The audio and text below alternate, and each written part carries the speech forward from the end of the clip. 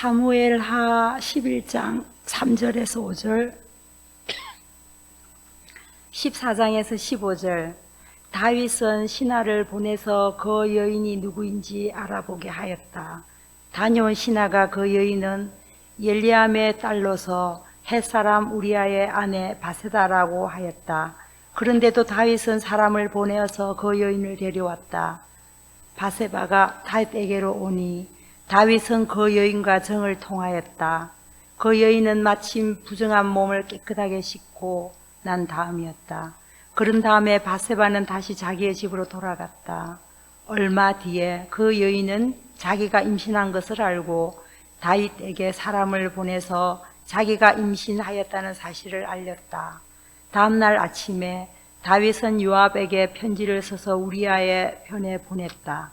다윗은 그 편지에 다음과 같이 썼다. 너희는 우리아를 전투가 가장 치열한 정선으로 앞세우고 나아갔다가 너희만 그의 뒤로 물러나서 그가 맞아서 죽게 하여라. 열왕기하 4장 43절에서 44절. 그의 시종은 100여 명이나 되는 사람들 앞에 그것을 어떻게 내놓겠냐고 하였다. 그러나 엘리사가 말하였다. 사람들에게 주어서 먹게 하여라. 주님께서 말씀하시기를 먹고도 남을 것이라고 하셨다.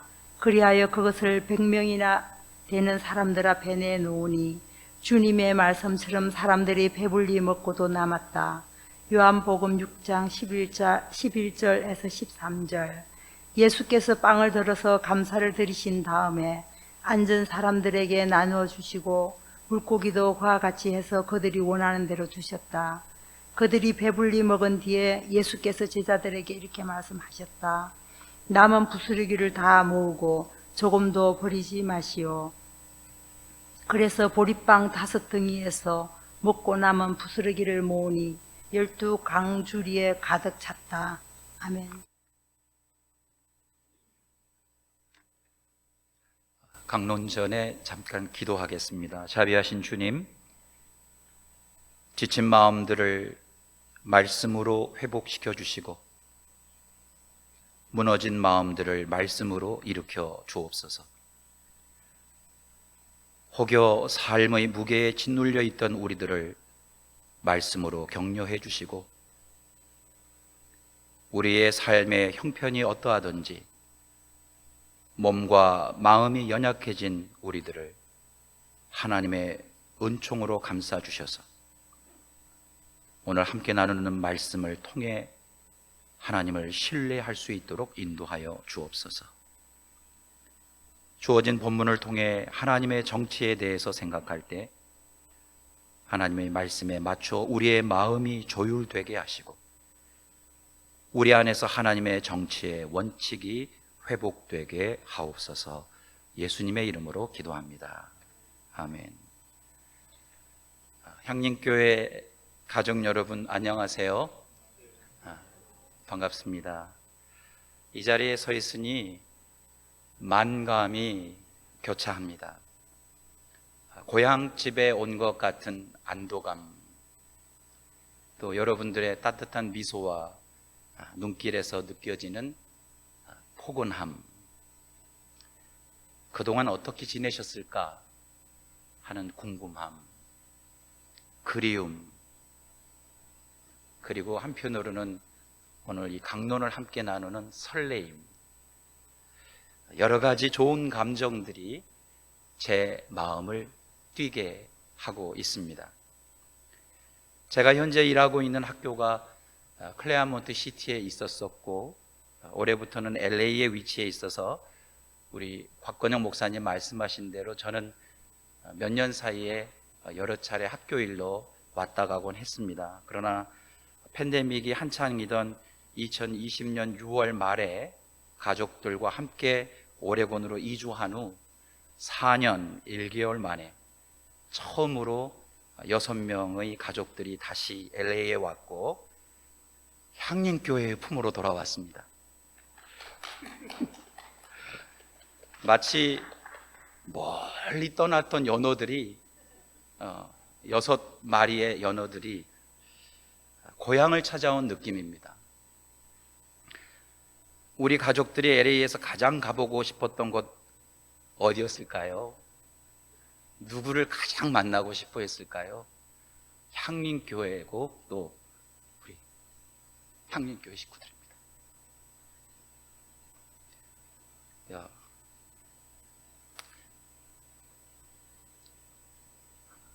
저희가 참 추억이 많습니다. 이곳에서 4년 사이에 저희 아이들 중에 무취학 아동이었던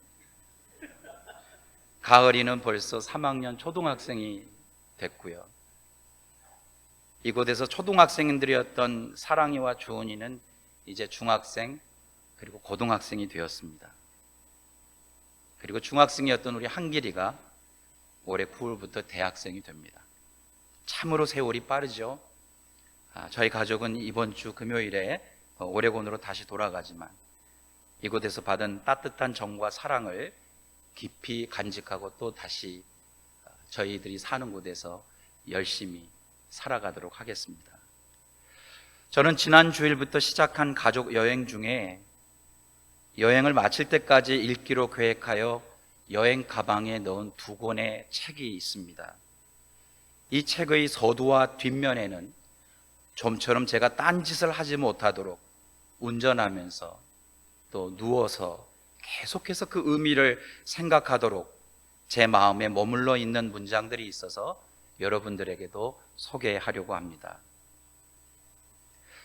우리가 지니면 힘이 나고 없으면 힘이 빠지는 것은 무엇일까? 우리가 남에게 줄 때는 쉬어도 남에게 얻기는 어려운 것은 무엇일까? 우리가 너나 없이 가장 갖기를 원하는 것은 무엇일까? 우리의 행복과 불행을 좌지우지하는 것은 무엇일까?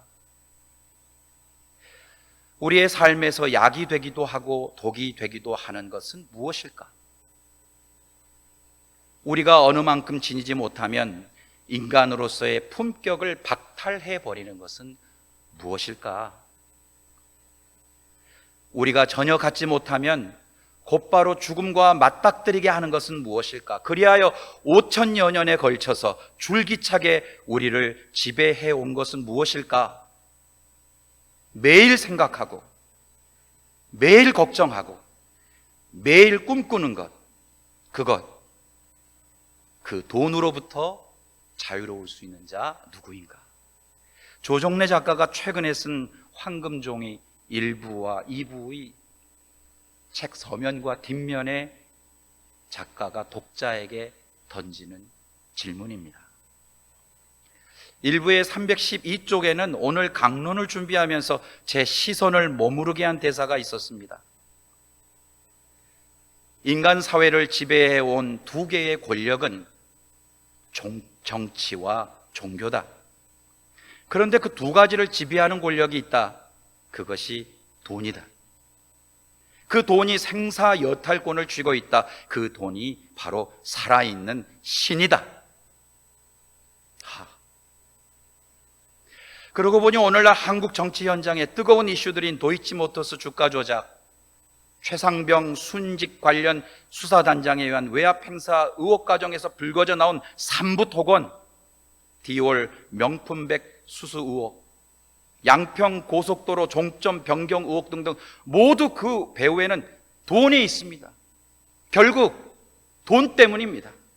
돈에 대한 탐욕, 돈을 끌어모으기 위한 정치, 권력, 돈에 얽매이는 종교, 모두 돈을 독점하기 위해 벌이는 일들이고 결국 다 돈의 노예가 된 형국입니다.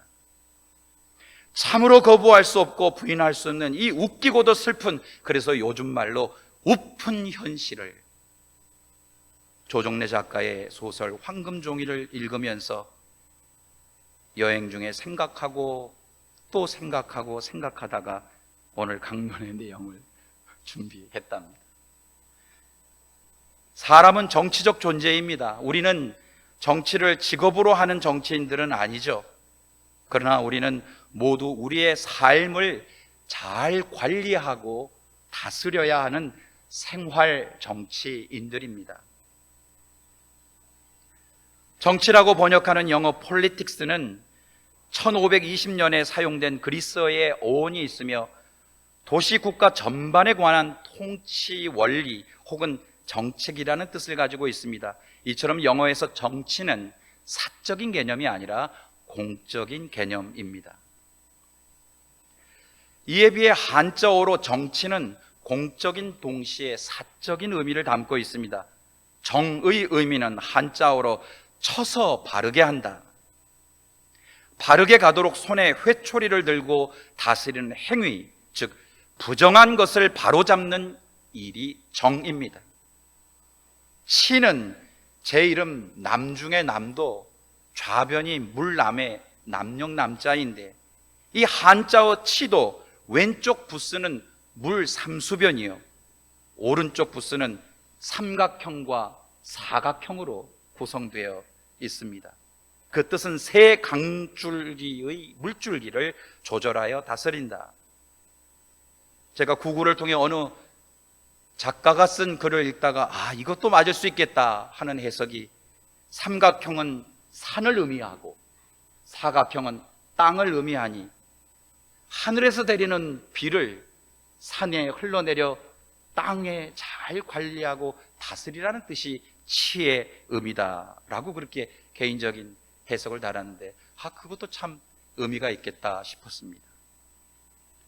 다스린다는 뜻에는 모두가 안전하고 행복하게 살 수 있도록 관리한다는 의미가 또한 담겨 있습니다. 한자어의 정치의 뜻과 의미대로 한다면 우리도 모두 우리의 삶을 돈에 얽매이지 않도록, 돈의 노예가 되지 않도록, 그렇게 살지 않도록 잘 관리하고 삶을 바르게 해야 할 정치인들 아니겠습니까? 철학자 키에르케고르는 인간을 죽음에 이르게 하는 것이 절망이라고 하였는데, 인도의 민족운동과 인도 건국의 지도자였던 마하트마 간디는 문명을 죽음에 이르게 하는 7가지 질병들 혹은 7가지 죄악들 중에 하나로 원칙이 없는 정치를 언급하였습니다. 간디는 정치에 원칙이 없으면 부패하고 독재하며 그리고 오만불손하게 된다고 하였습니다. 그의 비판은 제외 국민들이자 해외 동포들인 우리가 오늘날 고국의 정치판에서 느끼는 감정들을 고스란히 대변해주고 있는 듯 합니다. 동서양의 정치 원칙을 한마디로 요약하면 정치는 정의를 실현하는 것, 정의란 부정을 저지르지 않고 바르게 사는 것입니다. 이러한 정치는 정치를 직업으로 하는 사람들에게만 요구되는 것이 아니라 정치가 곧 삶이고 생활인 평범한 우리에게도 이러한 정치가 요구되는 것입니다. 이런 맥락에서 제 자신만 봐도 저는 가정의 정치를 참 잘하지 못할 때가 많이 있습니다. 아내와 자녀들에게 하는 정치가 가장 어려울 때가 있습니다. 때로는 제가 바람직하지 않은 생활 정치를 하는 제 자신의 부족함과 가벼움 때문에 제 자신이 참 한심하기도 하고 괴로울 때도 있습니다. 가정에서의 정치뿐만 아니라 직장에서의 정치, 사람과 사람 사이의 관계에서의 정치도 마찬가지입니다. 이처럼 정치는 나와 우리 밖에 있을 수도 있지만 나와 우리 안에 있습니다. 여러분의 생활 정치는 어떠십니까? 오늘 읽은 사무엘 하 11장에서 우리는 정치의 원칙을 탈선한 정치인 다윗과 만나게 됩니다. 다윗은 공과 사를 분별하지 못할 정도로 사리 사욕과 정욕에 눈이 멀어 있었습니다. 그래서 자신의 권력을 이용하여 부하 장수 우리아의 아내 밧세바에게 부정을 저질렀습니다. 그리고 밧세바의 임신 사실이 발각되는 것이 두려워 자신과 국가를 위해 충성하였던 밧세바의 남편 우리아를 청부 살해하였습니다. 이러한 다윗의 나쁜 정치, 부정한 정치는 오늘 우리가 읽은 다른 본문들인 열왕기 하에 기록된 하나님의 정치, 그리고 요한복음에 기록된 예수 그리스도의 정치와는 매우 대조적인 모습을 보이고 있습니다. 저는 서두에 마하트마 간디가 언급한 원칙 없는 정치를 치명적인 사회적 혹은 개인적 질병의 하나로 소개하였습니다. 하나님께서는 우리에게 하나님께서 창조하신 이 아름다운 세계를 동역자로서 함께 잘 보존하고 다스리고 관리하자고 초대하셨고, 또한 이 일을 우리에게 위임하셨습니다. 이런 측면에서 저와 여러분은 모두 하나님의 이 정치 원칙을 이 땅에 실현해 내어야 하는 하나님에게 속한 정치인들입니다. 오늘 우리가 읽은 열왕기하와 요한복음의 본문을 중심으로 하나님의 정치, 그리고 예수 그리스도의 정치를 한마디로 표현한다면 그것은 나눔의 정치와 정치 원칙이라고 할 수 있겠습니다. 오늘 읽은 열왕기하는 보리떡 20개와 채소 한 자루로 100명이 함께 먹은 나눔의 이야기입니다. 당시에는 가뭄이 극심하여 먹을 것을 얻기 어려웠던 시기였습니다. 그리고 보리떡 20개와 채소 한 자루는 기껏해야 성인 한 사람의 몇 끼 식량밖에 되지 않는 양이었습니다. 그런데 어느 날 바알 살리사에 사는 한 사람이 처음 익은 식물로 만든 보리떡 20개와 채소 한 자루를 가지고 하나님의 사람 엘리사 선지자를 찾아와 대접한 것입니다. 저는 이 대접의 행위를 나눔이라고 표현하겠습니다. 그 음식의 양은 엘리사가 그의 제자 100명과 함께 먹기에는 턱없이 부족한 음식이었습니다. 그런데 엘리사는 사환에게 그 음식을 100명의 제자들과 나누라고 합니다. 사환이 불평합니다. 그런데 바알 살리사에서 온 사람의 나눔과 엘리사의 나눔이 있던 자리에 100명이 먹고 남는 기적이 일어났다고 오늘 열왕기하 4장은 짧게 기록하고 있습니다. 참으로 흥미롭게도 요한복음 6장의 이야기도 이 열왕기하의 이야기와 비슷한 구조를 가지고 있습니다. 당시의 상황은 극도로 먹을 것이 없던 참으로 가난한 상황이었습니다. 특히 광야에서 먹을 것을 구하기란 더더욱 어려운 형편이었습니다. 그때 한 아이가 자기 점심으로 가지고 온 보리떡 5개와 물고기 2마리를 예수님에게 드렸습니다. 저는 이 드림의 행위를 나눔이라고 표현하겠습니다. 그리고 예수님께서 그 음식을 모여있던 큰 무리들에게 나누어 주라고 제자들에게 말씀하신 것 같습니다. 이때 제자 중 시몬 베드로의 형제 안드레가 시큰둥하게 겨우 이 정도의 양으로 이 많은 사람에게 얼마나 나누어 줄 수 있겠나고 불평합니다.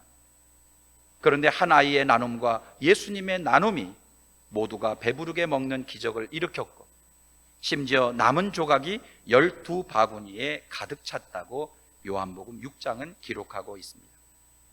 두 이야기 모두 나눔이 있는 곳에서 삶의 기적이 일어났음을 증언하고 있습니다. 여러분, 프랑스 대제 공동체가 부르는 찬양에 하나님이 과연 어디에 계신가에 대한 질문에 명쾌한 답이 들어 있습니다. 사랑의 나눔 있는 곳에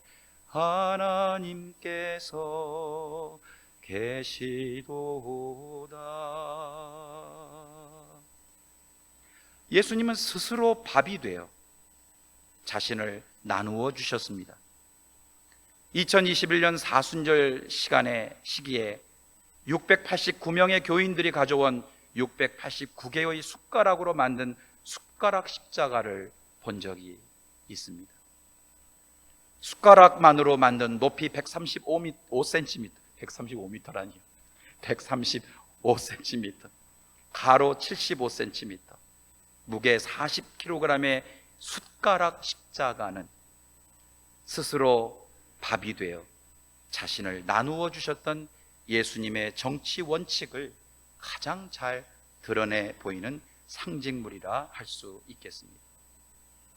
상대방을 내 밥으로 인식하며 살아가는 세상 한복판에서 저와 여러분도 예수님처럼 스스로 밥이 되어 자신이 가진 것을 무엇이든지 다른 이들과 나누면서 기적을 삶에서 경험하는 우리 모두가 될 수 있기를 축복합니다. 먹고 마시는 행위는 삶의 기본적인 요소일 뿐만 아니라 인간 사회에서 가장 중요한 공동체 활동입니다. 사람은 함께 먹고 함께 마시면서 행복을 느낍니다. 저희 가족도 지난주일부터 여행 중인데 제가 생각하는 가장 좋은 여행은 좋은 것을 보는 것이 아니라 사랑하는 사람들과 함께 있는 것 같습니다. 함께 특별한 내용 아니지만 이야기 나누고 키득키득 웃고 함께 걷고 함께 보고, 그것이 좋은 여행 아니겠습니까?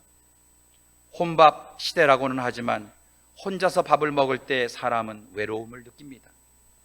그래서 사람들은 연회를 일부러 열기도 하고 만찬과 파티에 사람들을 초대하고 그곳에 가기도 하고, 그래서 함께 먹고 함께 마시고 함께 웃습니다. 저는 지난 5월부터 오레곤 포틀랜드에 소재한 아시안 보건복지센터에서 자원봉사를 시작했습니다. 많게는 70여 명의 어르신들의 건강관리를 위해 매달 첫째 주 그리고 둘째 주 금요일에 3시간씩 자원봉사를 하는 것인데, 저에게는 이것이 나눔의 삶이라는 정치 원칙을 실천하는 제 인생에서 가장 중요한 일 중에 하나가 되었습니다. 어르신들을 만나 제게 개인적으로 하시는 말씀을 경청하면서 함께 소소한 이야기를 나누고 아무것도 아닌 일에 웃고 함께 슬퍼할 사람이 없는 나 혼자인 외로운 인생이 노년에 얼마나 지루하고 따분하고 심지어 힘들고 고통스러운 삶인지를 다시 한번 깨닫게 해주셨습니다.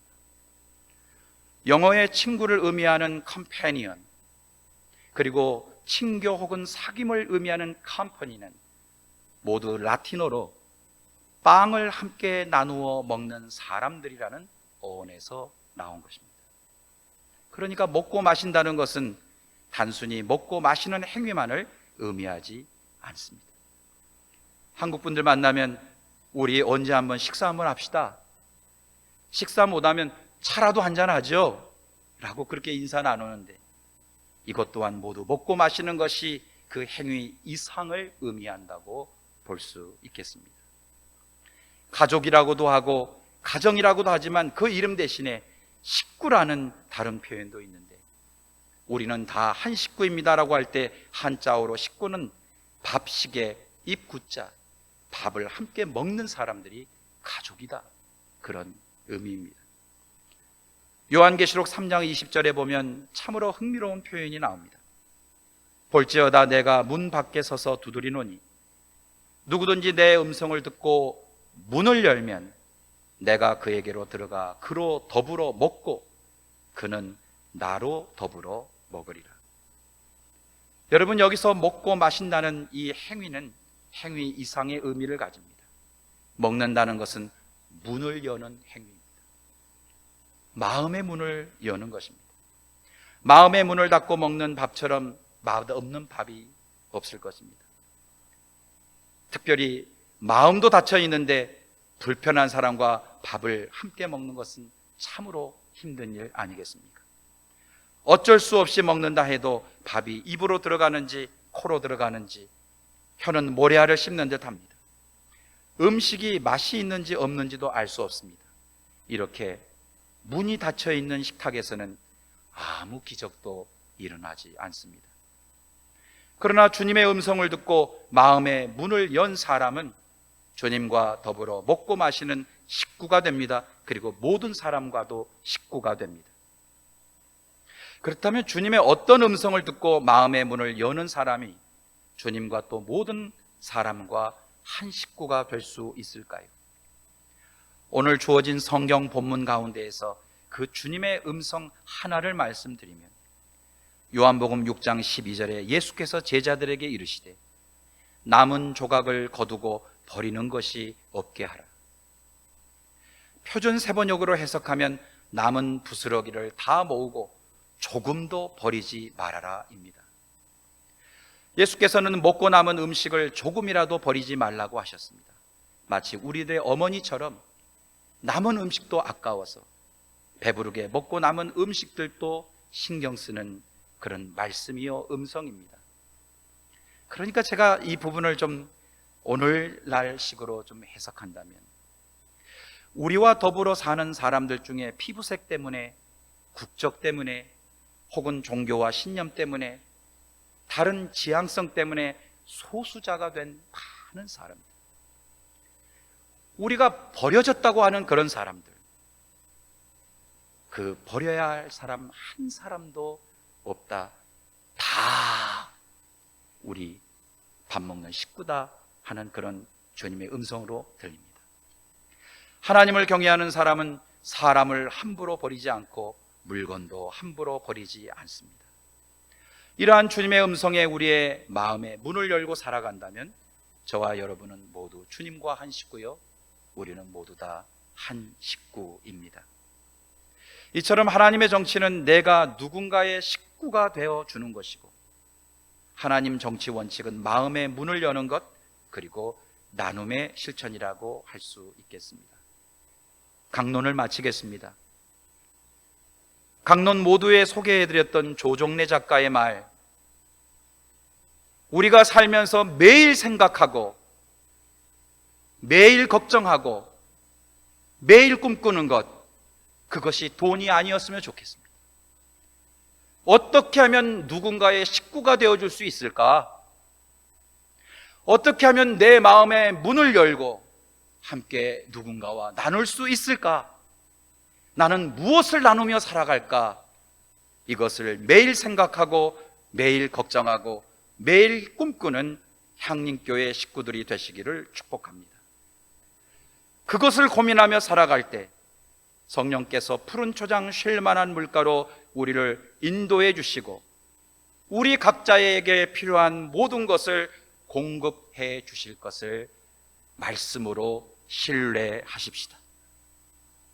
이 사실을 오늘 예배 중에 다시 한번 기억하고 신뢰하며 사랑과 나눔에 굶주리고 신음하는 이 세상 누군가에게 저와 여러분이 식구가 되어주는 하나님의 나눔의 정치와 정치 원칙을 날마다 실천하는 향린 식구들이 되시기를, 또 저희 가정이 되기를 간절히 기원합니다. 함께 거듭의 기도를 드리시면서 묵상하도록 하겠습니다.